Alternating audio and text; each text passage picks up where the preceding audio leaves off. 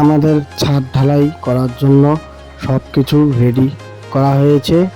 এই যে মেশিনটা দেখতে পাচ্ছেন, এই মেশিনটা লিফট বলে। এর নিচ থেকে উপরে আমাদের ঢালাইগুলো পৌঁছে দিবে।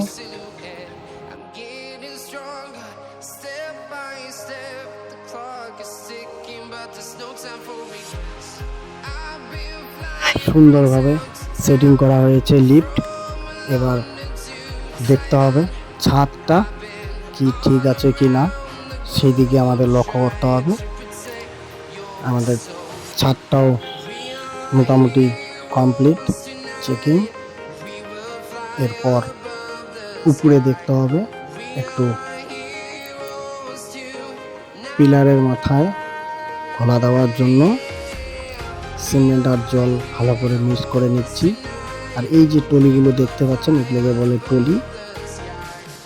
এই টলিগুলো দিয়ে ঢালাই মেশিন থেকে নিয়ে যাওয়া হবে ছাদের উপর দিক দিয়ে। যে আমাদের ঢালাই বানানো শুরু। এই যে দেখতে পাচ্ছেন লিফটের মাধ্যমে ঢালাই উপরে উঠছে। এই যে কত সুন্দরভাবে উঠছে, উঠে গেল। এই যে উঠে গেল, এরপর গাড়িতে করে আনা হলো। কত সহজ উপায়ে ঢালাই করা হয় আপনারা দেখতে পাচ্ছেন।